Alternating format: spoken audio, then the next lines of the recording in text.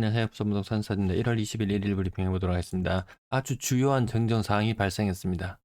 아파트 약세의 이유가 있긴 있었네요. 아파트가 희소하다고 생각했는데 희소하지 않았어요. 자, 주간실 거래주 다시 복귀해보면 부산이 하락률 1위였습니다. 1년 반 동안 내리 하락세를 달리는 이유. 제가 아파트 숫자를 조사할 때요. 통계청의 아파트 주거 환경 통계 지역별 규모 현황 21년 자료까지를 조사를 했었습니다.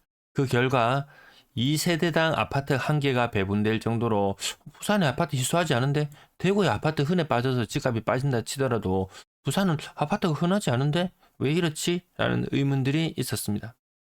주택수를 다시 확인해 본다고 제가 말씀드렸죠. 확인해 봤거든요. 1000명당 주택수를 치면은 광역시 기준으로 봤을 때 이 위쪽으로 광역시 기준으로 봤을 때 부산이 집이 가장 많아요. 다른 뭐 도지역하고 뭐 비슷할 정도로 집이 많습니다. 굉장히 많습니다. 깜짝 놀랐습니다. 그러면서 다시금 부산의 아파트 수 저게 맞나? 라고 찾아보게 됐습니다. 마찬가지로 통계청에 있는 자료를 찾아봤습니다. 부산의 아파트 숫자가 제가 몇 개요? 말씀드리면 77만 개요. 이렇게 말씀드렸는데요. 아니었어요. 22년도 기준으로 89만 8천 개였어요. 이렇게 많을 줄 몰랐어요.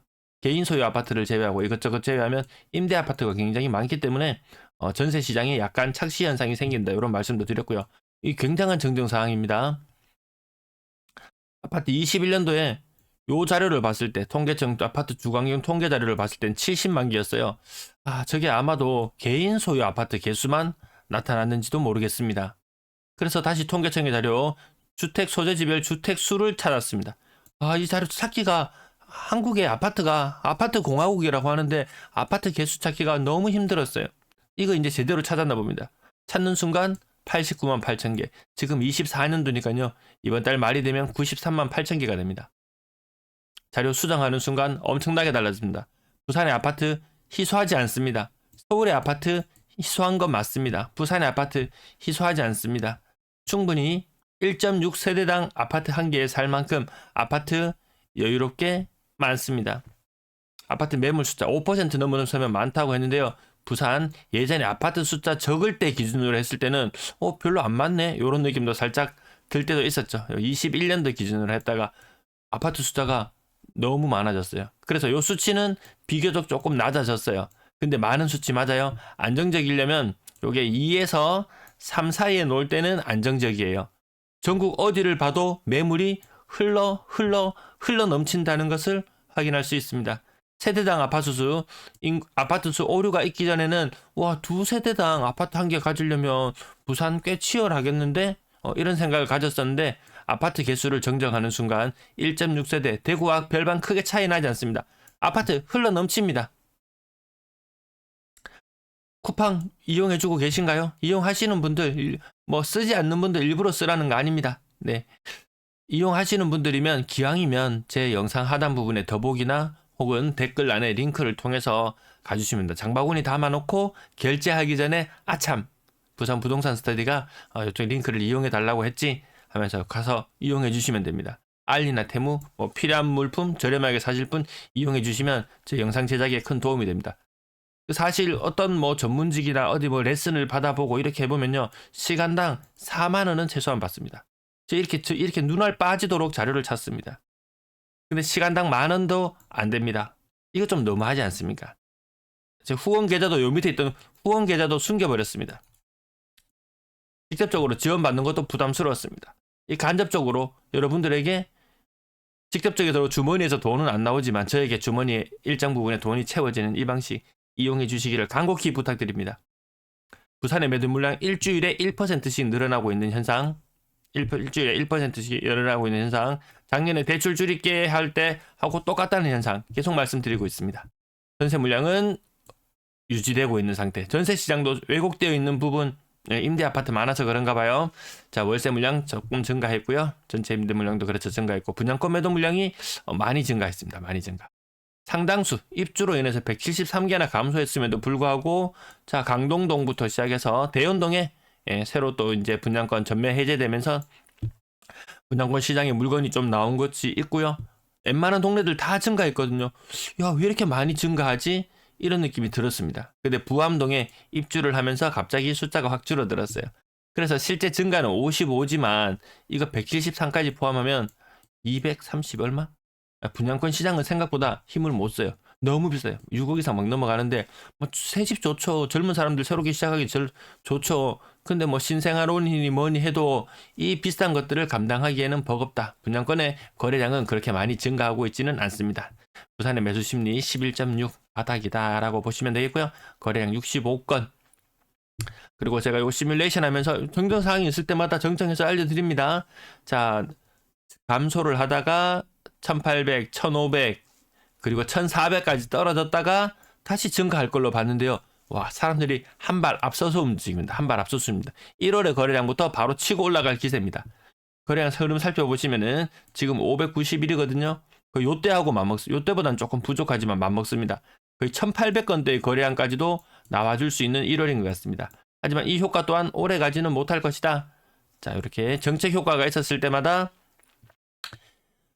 대선 이후에 한 3개월 정도 갖는 요 정도의 파급력밖에 되진 않을 것이다.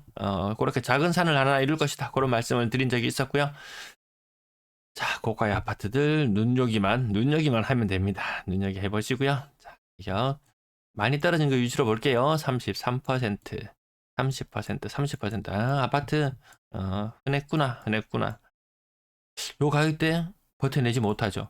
전방위적으로 낮은 가격 아파트 떨어지고 중간 가격 떨어지고 높은 가격 버텨낼 것 같지만 서울의 강남도 버티지 못한다. 부산의 고가의 아파트들은 서울의 비싼 집들과 연계될 수밖에 없는 집값과 연계될 수밖에 없는 그런 상황이거든요. 강남도 버텨내지 못한다. 내려갈 자리가 많이 보이는 것 같습니다. 자, 요거는 94%, 고점 대비 94%, 39평형, 45평형 조금 이렇게 거래가 좀 뜸하죠. 상대적으로 조금 많이 올랐는 것도 눈에 띄기도 하네요. 근데 굳이 저렇게 주고 살 필요 없다. 평균적인 하락률 28%, 한명 롯데캐슬 가이드를 보면 나오고요. 30% 이상 하락하는 것들 그래도 서민들 중산층 중에서도 그래도 돈 조금 있다고 생각할 수 있는 사람들이 접근할 수 있는 가격대의 아파트들이 매섭게 떨어지고 있더라. 저 가격대에 6억 이상 넘어가는 거 적격대출 아니고서야 저거 DSR 보지 않고서야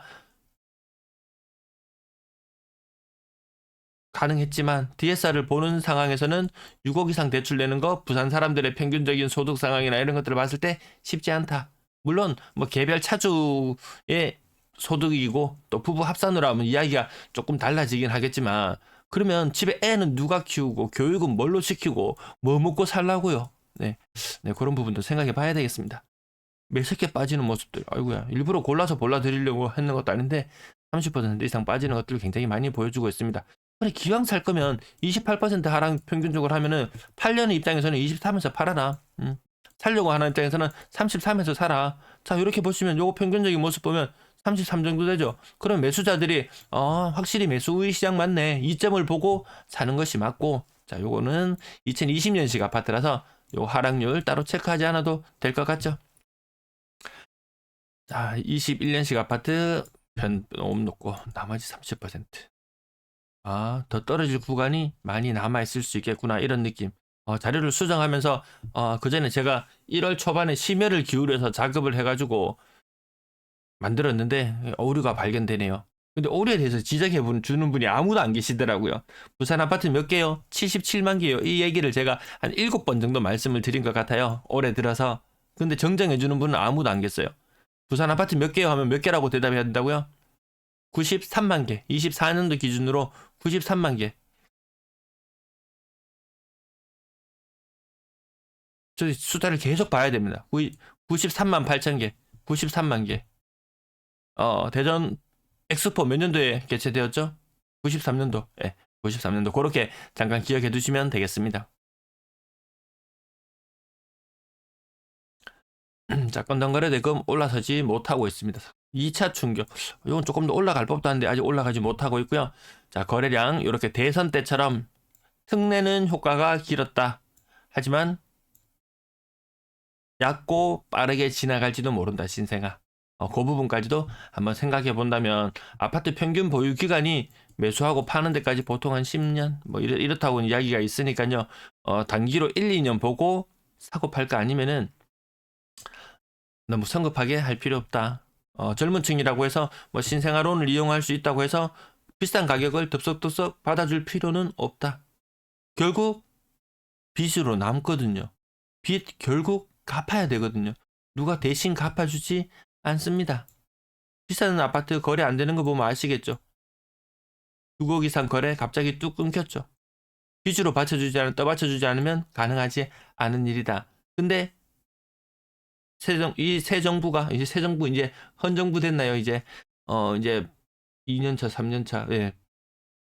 1년 지났고 2년 지났고 지금 3년 차라고 말하나요? 네. 대출 억제 정책으로 일관되고 있습니다. 6억 이상 거래 비중 줄어드는 모습 나타나고요. 12월에 거래는 많이 줄어든 모습, 구별로 많이, 지금 거래가 한 97% 정도 완료되었으니까요. 많이 줄었는데 다시 노란색 선만큼 1월 달에 회복할 수도 있을 것 같습니다. 신생아, 그 다음에 노후주택, 특별법, 이런 것들 복합적으로 작용해서 어느 정도 효과는 있을 것이나 그 효과가 오래 가기는 힘들지 않을까. 분양권 오늘 30건, 특정 아파트 쏠림 좀 있었고요. 요거 주간 거래량 많이 나왔는데 전반적으로 많아지는 형태는 아닙니다. 자, 전세 임대 아파트 같은 거 많기 때문에 비율은 조금 어그러질 수 있다. 전세 가격 요거 오를 때 언론에서 얼마나 떠들었습니까? 전세 가격 올랐다. 지난달 대비 올랐다. 하지만 우리는 막대 그래프를 통해서 살펴보고 있습니다. 전세 2년 전 대비해서 전세 가격이 많이 빠져 있다는 모습을 확인할 수 있습니다. 그리고 이것이 무서워서 전세 가격 빠지네, 계속 빠지네, 역전세 위험하네, 내가 사는 곳 위험할 수도 있겠네라는 불안감 때문에 급하게 살 필요도 없다. 전세 시장 곧 이 과거의 갭은 해소가 되고 22년부터 떨어진 전세 가격 많이 계약들 하셨잖아요.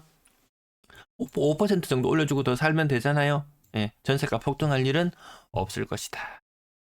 오늘 너무 중요한 정정사항이 있어서 말씀을 드렸습니다. 그 앞부분 꼭 참고해 주시고요. 오늘 방송 또 놓치는 분이 계실 수도 있으니까 다음에 몇 번 더 강조해서 말씀드리도록 하겠습니다. 시청 감사합니다.